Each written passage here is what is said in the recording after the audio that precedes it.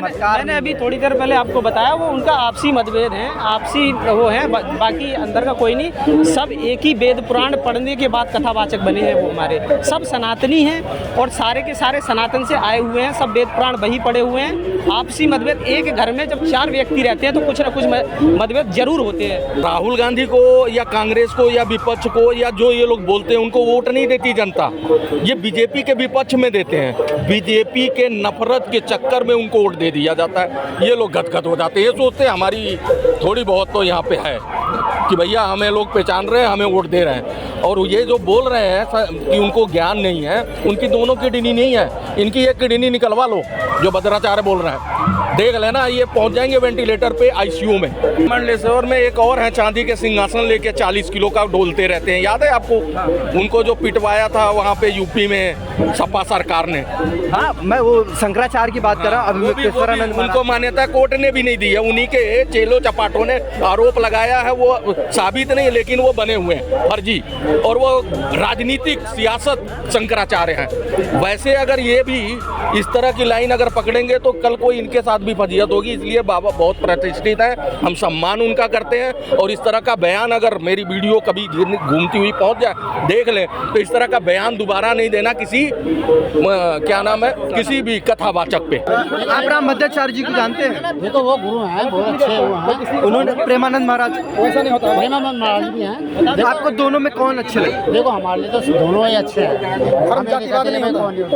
लेकिन वही प्रेमानंद महाराज को राम भद्राचार्य ने कहा कि उनके पास कोई ज्ञान नहीं है, कोई चमत्कार नहीं है। मेरे साथ ये देखो, ये कोई बोल नहीं होता, ये कोई बोल नहीं होता। देखो हर किसी के पास अपनी विद्या है। ऐसा नहीं सुना। मैं आप ही लोग से पूछना चाहता हूँ कि राम भद्राचार्य को सारे संतों से इतनी आपत्ति क्यों है? भैया वो आपसी मतभेद है, वो सब एक ही परिवार है। एक मिनट, वो आपसी मतभेद है, अंदर के आपसी मतभेद है, अपना परिवार है, वो उनका खुद का मैटर है, वो खुद सुलझा लेंगे। इसको ज्यादा मतलब हवा देने की कोशिश ना करें। वो राम भद्राचार्य है और देखो दोनों है ना, धर्म गुरु हैं और दोनों ही अच्छे हैं। अगर उन्हें लगता है एक दूसरे को, अगर एक दूसरे को लगता है कि भाई ये ज्ञानी है, ये ज्ञानी है, मैं तो कहता हूँ पब्लिक के साथ दोनों को बैठा दो। इतना ज्यादा ज्ञानी होगा उसे हम भी मान जाएंगे, नहीं हमारे दोनों ही पूछ। प्रेमानंद महाराज जी ने जो विद्या हासिल करी है वो भक्ति योग से किया है, भक्ति योग से। और भक्ति योग है ना, मुझे नहीं लगता कि हर एक इंसान भक्ति योग करके उनके जैसा बन सकता है। हर इंसान अब्दुल कलाम जैसा बन सकता है अगर पढ़े तो। अपनी किताब को, अपने ग्रंथ को आप अच्छे से पढ़ो और समझ के पढ़ो। मैं गारंटी से बोलता कोई भी इंसान गलत रास्ते पे नहीं जाएगा। आज अगर देखो, आज प्रेमानंद महाराज जी जो बने ना, कोई बाहर की किताब पढ़ के नहीं बने, अमेरिका जाके, लंदन जाके नहीं पढ़े। उन्होंने एक ही जगह से पढ़ा है, वो सिर्फ गीता को।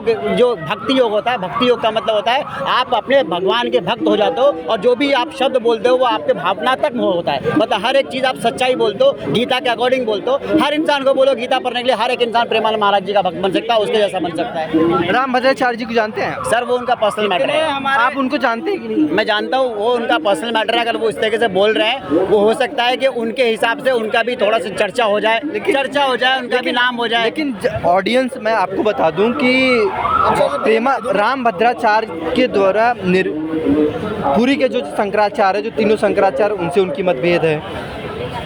यहाँ पे कि कालिदास के जो समर्थक हैं उनसे उनका विरोध है। दिक्कत क्या है मैं बता रहा हूँ। प्रेमानंद महाराज जी ना एक लौते ऐसे हैं, ठीक है, जो धर्म गुरु है। मतलब वो हर एक धर्म का सम्मान करते हैं, हर एक हिंदू मुसलमान के लिए वो बोलते हैं। लेकिन कुछ लोग ऐसे हैं जो सिर्फ और सिर्फ एक समुदाय धर्म का नाम लेते हैं, ठीक है, एक समुदाय को मजबूत करना चाहते हैं और दूसरे के धर्मों में नहीं बोलते। लेकिन वो हर धर्मों में बोलते हैं, अच्छा ही बोलते हैं। इसीलिए उनसे थोड़ा सा जेलसी भी होती होगी, जेलसी होती है इंसान। अगर कोई इंसान आगे बढ़ रहा है तो भाई हम चाहते हैं कि थोड़ा सा गंदगी डालो तो ऊपर तापो, कम से कम नीचे आए, बेइज्जत हो, इज्जत खत्म हो और हमारा नाम हो। तो इस तरीके से छोटा इंसान बड़े इंसान को लपेटता है। किसी के पक्ष में नहीं बोलना चाहता हूँ। मैं चाहता हूँ कि संस्कृत शब्दों से, संस्कृत एक सब्जेक्ट है, उन सब। अच्छा, आपका नाम क्या है? मेरा नाम उमा है। संस्कृत शब्दों से तमाम देवी देवताओं को, अल्लाह, अकबर, हिम जी, ABCD सबका नाम लिख दिए। संस्कृत शब्दों से तमाम देवी देवताओं के, इस मुल्क के सबको नाम लिख दिए।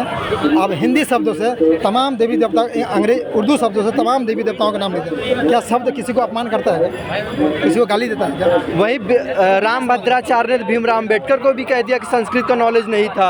ये जो उनका अपना पर्सनल मुद्दा है, ये सब किसी को नहीं कहना चाहिए। वो किसी एक सब्जेक्ट में महान थे ना, तमाम सब्जेक्ट में आप एक व्यक्ति महान नहीं हो सकता, आप महान हो सकते तमाम सब्जेक्ट। अगर हिंदुस्तान का भगवान है तो APJ अब्दुल कलाम है, हिंदुस्तान का भगवान है तो विक्रम साराभाई है। इनको कहीं ना कहाँ भूल जाते हैं। सुने दो एक मिनट, जिसने इतना हिंदुस्तान को APJ अब्दुल कलाम जो दिया ना, हिंदुस्तान का कर्जदायक है, हिंदुस्तान कर्जदार है उन व्यक्तियों का।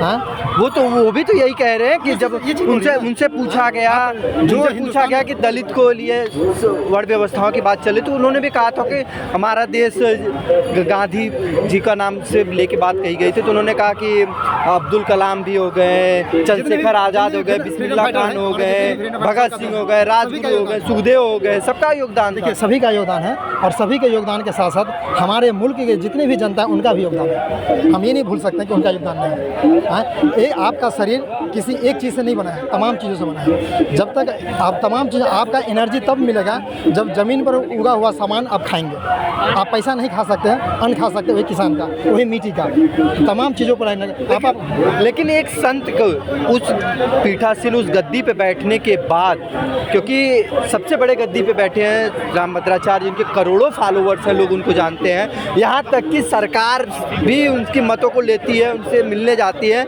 नरेंद्र मोदी मिलने जाते हैं, तमाम सेलिब्रिटीज़ मिलने जाते हैं, सभी लोग मिलने जाते हैं, यहाँ तक कि विदेश के भी प्रधानमंत्री, राष्ट्रपति उनसे मिलने आते हैं। उसके बावजूद वो संतों के बारे में ऐसा शब्द आना, ये संतों के हित में है। जो विवाद चल रहा है कि हिंदू राष्ट्र की बात चल रही थी, सनातन बोर्ड की बात चल रही थी, कहीं ना कहीं हिंदू धर्म को ये बांटने की बात तो नहीं हो रही? आपको लगता है? नहीं। अच्छा, सनातन बोर्ड को बात करने की बात इसमें बांटने का कहाँ से हो गया? नहीं, उन्होंने विरोध किया ना। किसने विरोध? राम भद्राचार्य ने कहा कि सनातन बोर्ड की कोई ज़रूरत नहीं है। वो उनका थॉट है, वो मतलब बता सकते हैं। उनसे तो सरकार भी राय लेती है, सरकार भी उनके पास जाती है। ऐसे संत अगर किसी प्रेमानंद महाराज जो समाज को जोड़ने की बात कर रहे हैं, अश्लीलता मुक्त भारत की बात कर रहे हैं और नशा मुक्त भारत की बात कर रहे हैं, वो कल्पना देखें कि हमारा भारत देश नशा मुक्त हो जाए, कि यहाँ पे कोई अपराध ना हो, वो कल्पना लेके चल रहे, उस अग्रसर में आगे बढ़ रहे। ऐसे संतों के द्वारा के ऊपर ऐसा आरोप लगे कि उनको पास ज्ञान नहीं है, चमत्कार। मैंने अभी थोड़ी देर पहले आपको बताया, वो उनका आपसी मतभेद है, आपसी वो है, बाकी अंदर का कोई नहीं। सब एक ही वेद पुराण पढ़ने के बाद कथावाचक बने हैं। वो हमारे सब सनातनी हैं और सारे के सारे सनातन से आए हुए हैं, सब वेद पुराण वही पढ़े हुए हैं। आपसी मतभेद, एक घर में जब 4 व्यक्ति रहते हैं तो कुछ ना कुछ मतभेद जरूर होते हैं हर किसी का। मेरा यही मतलब आपने कॉन्सेप्ट नहीं समझा।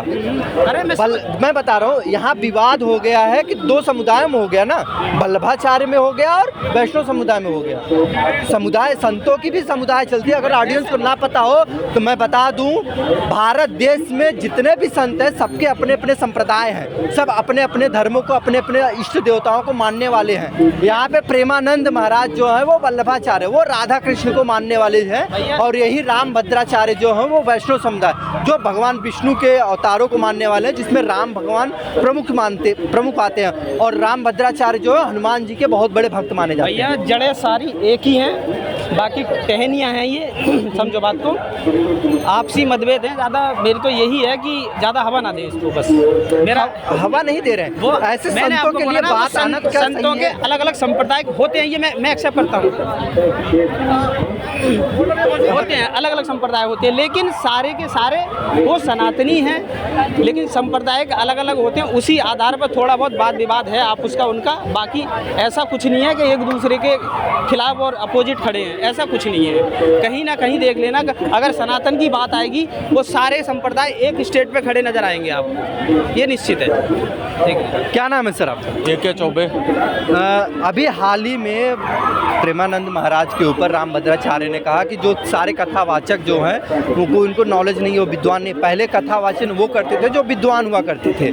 प्रेमानंद महाराज के बारे में भी जब सवाल पूछा गया तो उन्होंने कहा उनके पास कोई चमत्कार नहीं, वो डायलिसिस पे जिंदा है, जिस दिन डायलिसिस खत्म हुआ वो अपनी वीर गति को प्राप्त कर जाएंगे। और अगर उनके अंदर वास्तविक में चमत्कार है तो संस्कृत का नॉलेज भी नहीं। अगर मेरे किसी संस्कृत की बात छोड़िए, मेरे एक श्लोक का उन्होंने हिंदी में अनुवाद करके बता दें तो मैं मान जाऊँ। कौन, किसने बोला है? राम भद्राचार्य। राम भद्राचार्य। मैं बता तो रहा हूँ कि अब पता क्या एक फैशन सा चल पड़ा है। राहुल गांधी को या कांग्रेस को या विपक्ष को या जो ये लोग बोलते हैं उनको वोट नहीं देती जनता, ये बीजेपी के विपक्ष में देते हैं। बीजेपी के नफरत के चक्कर में उनको वोट दे दिया जाता है। ये लोग गदगद हो जाते हैं, ये सोचते हैं हमारी थोड़ी बहुत तो यहाँ पे है कि भैया हमें लोग पहचान रहे हैं, हमें वोट दे रहे हैं। और ये जो बोल रहे हैं कि उनको ज्ञान नहीं है, उनकी दोनों किडनी नहीं है, इनकी एक किडनी निकलवा लो जो भद्राचार्य बोल रहे हैं। देख लेना ये पहुंच जाएंगे वेंटिलेटर पे आईसीयू में। समझ गए? ये भी तो कहते हैं हमारी दोनों आंखें नहीं है। दोनों आंखें नहीं है ना इनकी। बाबा जी को ये टिप्पणी करने का एक फैशन चल पड़ा है। पता क्या, सनातन का ना ऐसा वो बन गया है कि भैया सनातन का विरोध करने वाला चर्चा में जल्दी आ जाता है। आप भी लेके माइक उन्हीं के बारे में पूछोगे, उसने ऐसा बोला, किसी ने कहा चौपाई जला देंगे, किसी ने कहा कुछ, किसी ने कब। तो ये एक फैशन इस समय दौर चल पड़ा है कि कुछ नहीं, अगर तुम्हें कोई नहीं पूछ रहा है ना, रात को सो, सुबह उठ के सनातन का विरोध कर दो, अगले दिन आपके पास देख लेना चर्चा शुरू। नहीं, राम भद्राचार्य सनातन का विरोध नहीं कर रहे हैं। वो बाबा का वो कह रहे हैं कि पहले जो कथावाचक हुआ करते वो विद्वान हुआ करते, जो वेदों का ज्ञान होता था, जिनको कंठस्थ से याद होता था, श्लोक याद होते थे, संस्कृत का नॉलेज होता था, वो कथावाचन करते थे। लेकिन आजकल के जो कथावाचक हैं उनको ज्ञान तो है नहीं, वो कुछ भी पकड़। भद्राचार्य जी एक बात बता दें, किसने संस्कृत में प्रवचन आज तक किया, किसी का नाम बता दें। संस्कृत में किसी को समझ नहीं आएगा। अगर मैं भी संस्कृत कुछ अगर 2 अक्षर जानता हूँ, बोल दूं तो लोगों की समझ में, लोग हिंदी में ही कथावाचक होते हैं, हिंदी में ही पूरी कथा बांची जाती है। कि जो हमारे वेद हैं, जो हमारे पुराण है, वो संस्कृत में लिखे हुए हैं, तो उसका पहले संस्कृत का नॉलेज होगा तभी ना हिंदी में अनुवाद करके बताएंगे। एक बात बताइए, संस्कृत का नॉलेज का क्या पैमाना नाप के आए हैं? वो किस तरह से उनको पता लगा कि ये जो परमानंद जी महाराज हैं उनको संस्कृत नहीं आती? बैठे बैठे वीडियो या क्लिप बना के डाल दिया, इससे तो नहीं पता चलेगा। क्या पता उनको बहुत बढ़िया, इनसे बढ़िया आती हो। तो इस तरह किसी पे लालचन आरोप लगाना ये गलत है, लगता है मेरी नज़र में। आप तब लगाओ जब आप पे तथ्य हो, आप पे तथ्य भी नहीं है। अगर इस तरह की चीज़ें आप बोल रहे हो तो ये किस तरह का मैसेज आप समाज में डाल रहे हो? और कथावाचक जितने भी हैं, मैंने देखे हैं, मेरी भी 44 साल की एज है, जितने कथावाचक संस्कृत में अगर श्लोक बोलते हैं तो हिंदी में अनुवाद करते हैं, और नहीं करेंगे तो वो अनुवाद समझ में नहीं आएगा पब्लिक के। क्योंकि संस्कृत का जो कल्चर था वो ख़त्म कर दिया इन पार्टियों ने। जब से देश आज़ाद हुआ गुरुकुल ख़त्म कर दिए गए। संस्कृत पढ़ाना एक सब्जेक्ट के नाम पे किसी कहीं गांव में ले ले, कोई तो ले ले, आज जो है वो कोई मैंडेटरी नहीं रखा। मैं बता रहा हूँ, जो राम भद्राचार्य हैं वो भी हम सनातन पीठ से आते हैं, ठीक है, उनके लिए भी अभद्र कोई बात है, लेकिन इस तरह की चीज़ें ना करें। क्योंकि विपक्ष में जो लोग बैठे हैं, जो सूखी मानसिकता को, इस चीज़ को बहुत जल्दी लपकते हैं, और उनको देश में कुछ समझ आए ना आए, लेकिन ये चीज़ें उनको जल्दी समझ आती हैं और इस पे बवाल काटते हैं। इसलिए एक दूसरे को छींटाछी ना करें और इन विवादों से बचें, और जो बयान दें साफ सुथरा दें, और किसी पे लांछन ना लगाएं कि वो वाले कम पढ़े लिखे, मैं वाला ज़्यादा हूँ। मैं बता दूँ, दोनों ही मेरी नज़र में अच्छे और अच्छी प्रतिष्ठित पद पे हैं इस समय, और वो समाज के लिए बहुत कुछ करते हैं ये लोग। मेरा लास्ट सवाल है, राम भद्राचार्य का किसी भी जो इतने भी शंकराचार्य हैं, 3-4 के चारों शंकराचार्य से नहीं जमता, यहाँ पे आप प्रेमानंद महाराज से भी नहीं जम रहा, एक निर्गुणाचार्य महाराज जी हैं उनसे भी नहीं जमता, महामंडलेश्वर जितने हैं उनसे नहीं जमता। आखिर ऐसा क्यों? महामंडलेश्वर में एक और है, चांदी के सिंहासन लेके 40 किलो का डोलते रहते हैं, याद है आपको? उनको जो पिटवाया था वहाँ पे यूपी में सपा सरकार ने। हाँ, मैं वो शंकराचार्य की बात कर रहा हूँ। उनको मान्यता कोर्ट ने भी नहीं दी है, उन्हीं के चेलो चपाटों ने आरोप लगाया है, वो साबित नहीं, लेकिन वो बने हुए हैं फर्जी, और वो राजनीतिक सियासत शंकराचार्य हैं। वैसे अगर ये भी इस तरह की लाइन अगर पकड़ेंगे तो कल कोई इनके साथ भी फजीहत होगी। इसलिए बाबा बहुत प्रतिष्ठित है, हम सम्मान उनका करते हैं, और इस तरह का बयान अगर मेरी वीडियो कभी घूमती हुई पहुंच जाए, देख लें, तो इस तरह का बयान दोबारा नहीं देना किसी क्या नाम है, किसी भी कथावाचक पे।